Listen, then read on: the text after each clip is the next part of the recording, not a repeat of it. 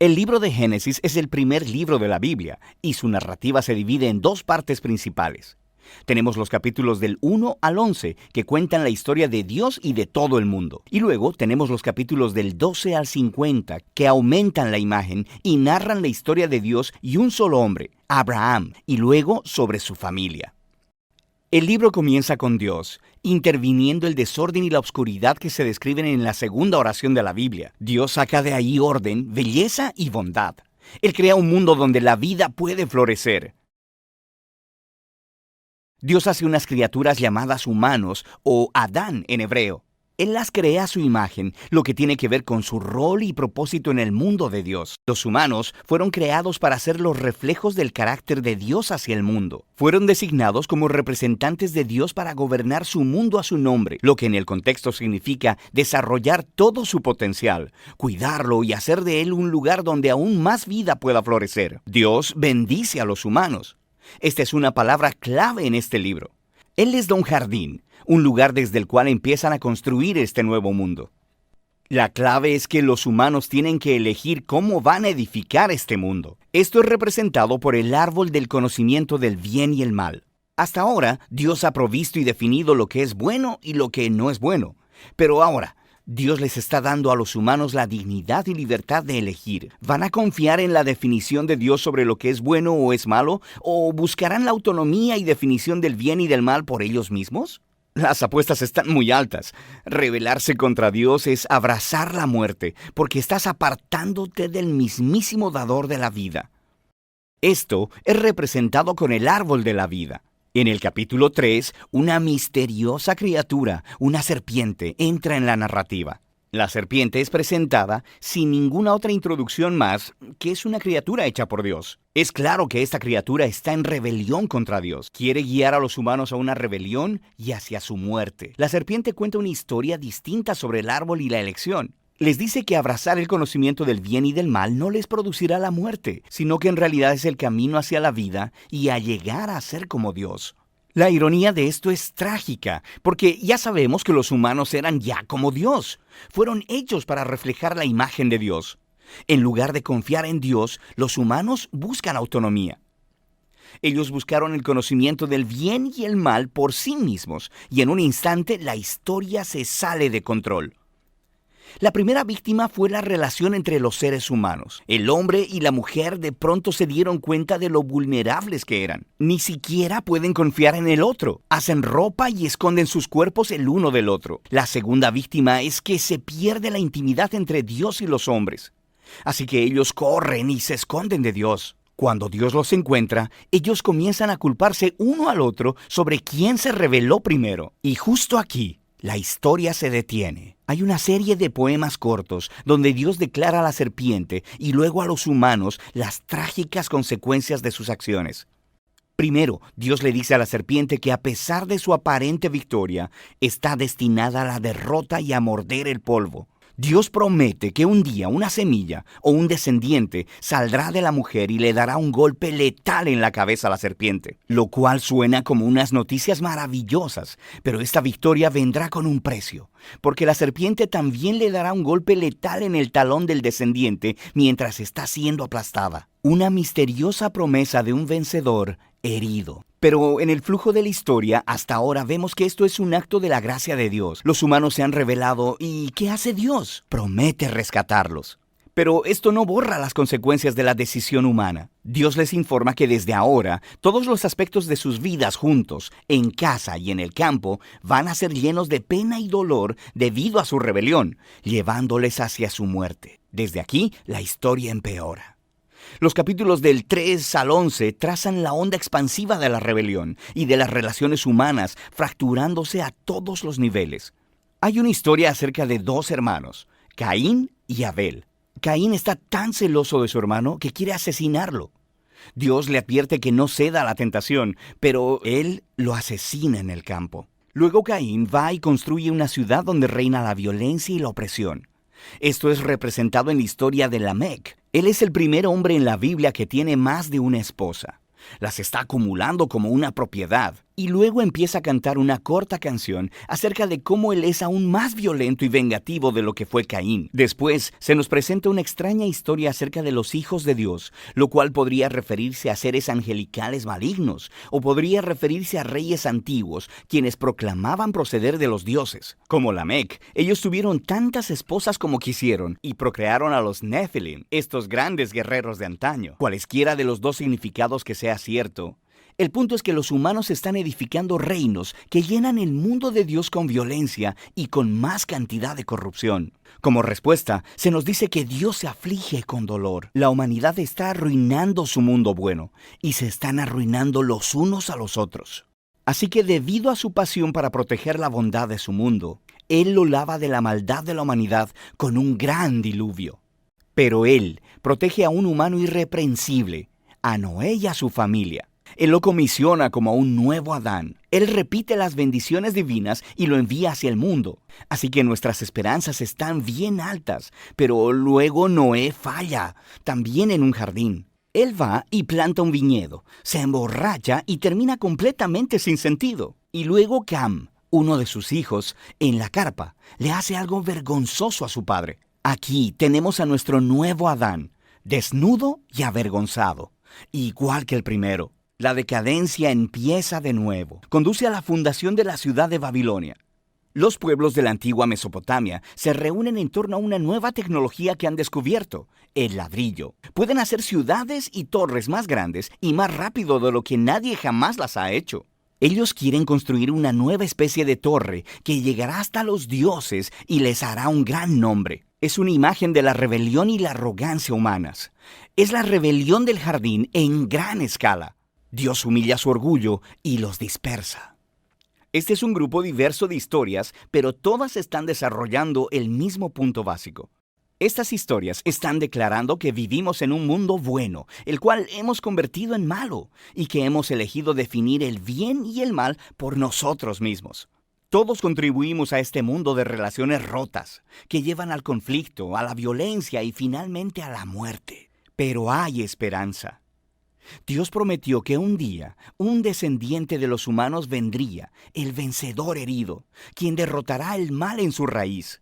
A pesar de la maldad de la humanidad, Dios está determinado a bendecir y rescatar este mundo. Así que la gran pregunta es, por supuesto, ¿qué va a hacer Dios? Dios ha creado todas las cosas y hace a los humanos a su imagen para gobernar la tierra a su nombre. Los humanos eligen el pecado y la rebelión. Así que el mundo se sale de control hacia la violencia y la muerte, llevando a la rebelión y dispersión de la gente en Babilonia. A partir de esa dispersión en Babilonia, el autor traza la genealogía de una sola familia, que eventualmente lleva a un hombre llamado Abraham, luego conocido como Abraham. La promesa de Dios a Abraham al inicio del capítulo 12 abre todo un nuevo movimiento en la historia.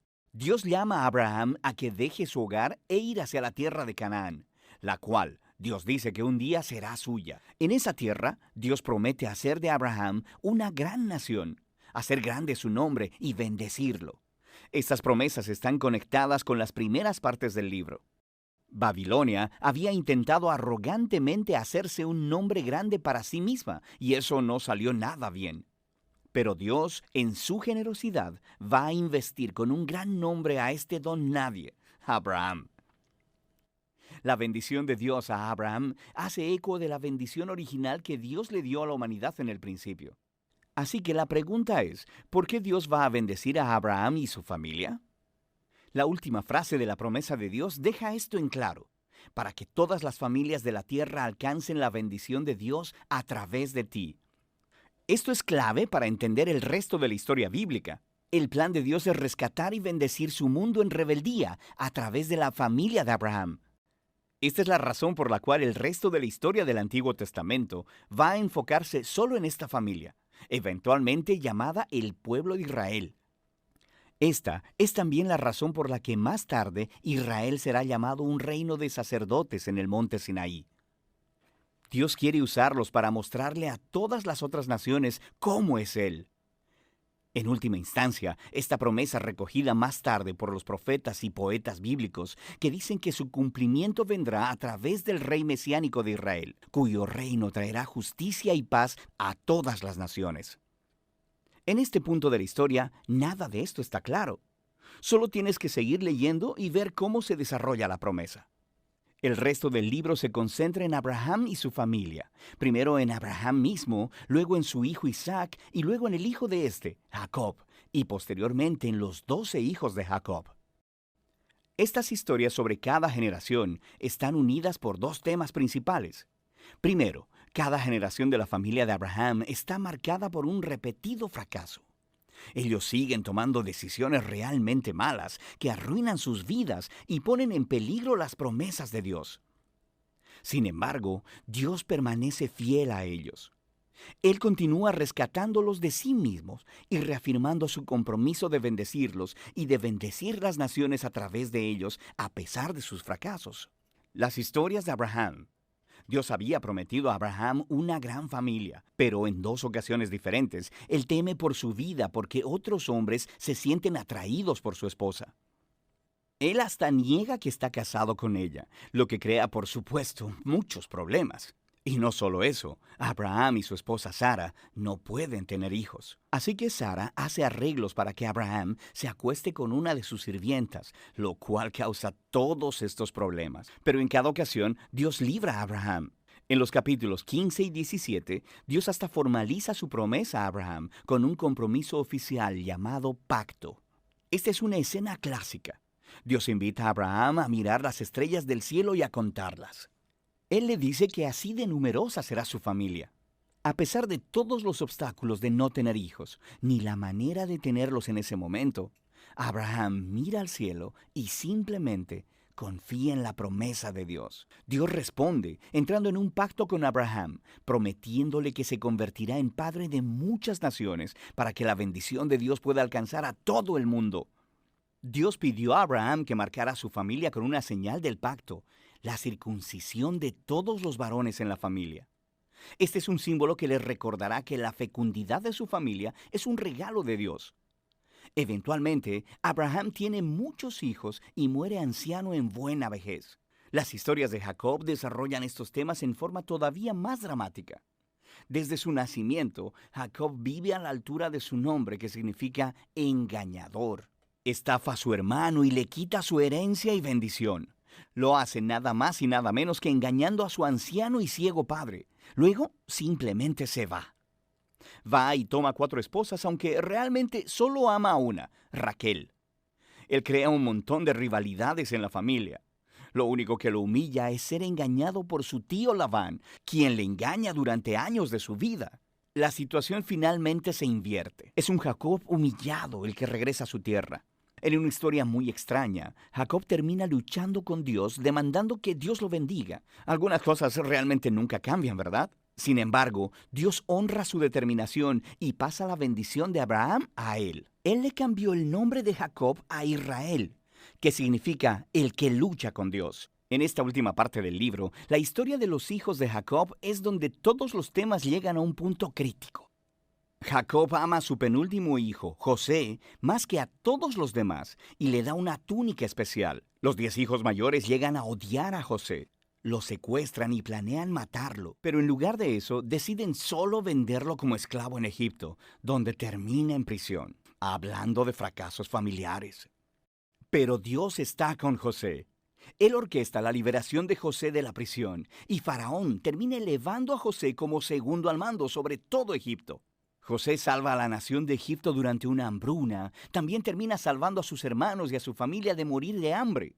Una vez más, podemos ver cómo la locura y el pecado de la familia de Abraham se encuentra con la fidelidad de Dios, quien transforma hasta la maldad de los hermanos de José en una ocasión para salvar vidas. De hecho, esto es lo que José dice casi al final del libro. Él le dice a sus hermanos: ustedes pensaron hacerme mal, pero Dios lo cambió en bien para salvar muchas vidas. Estas palabras están estratégicamente colocadas al final del libro porque resumen no solo la historia de José y sus hermanos, sino del libro como un todo. De Génesis 3 en adelante, los humanos actúan egoístamente y haciendo el mal, pero este Dios no va a dejar su mundo de su propia cuenta. Él permanece fiel y determinado a bendecir a las personas a pesar de sus fracasos. Puedes ver esto especialmente en cómo esa misteriosa promesa acerca del descendiente de la mujer se desarrolla a través del libro. Dios prometió que un vencedor herido vendría y aplastaría a la serpiente y derrotaría el mal desde su raíz. Luego, el autor conecta esta promesa directamente con el linaje de Abraham. Esto es una parte de cómo Dios traerá su bendición a las naciones. Desde Abraham, esta promesa se conecta con Judá, el cuarto hijo de Jacob, y es así como lo hace. En un poema extremadamente importante en el capítulo 49, un Jacob ya anciano, en su lecho de muerte, quiere bendecir a sus 12 hijos. Cuando llega a Judá, Jacob predice que Judá se convertiría en la tribu de los reyes líderes de Israel. Un día, vendrá un rey que demandará la obediencia de todas las naciones. Vendría y cumpliría la promesa de Dios de restaurar las bendiciones del Edén en todo el mundo.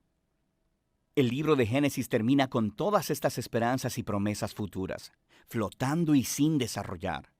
Te obliga a voltear la página para ver cómo terminará todo. Por ahora, ese es el libro de Génesis.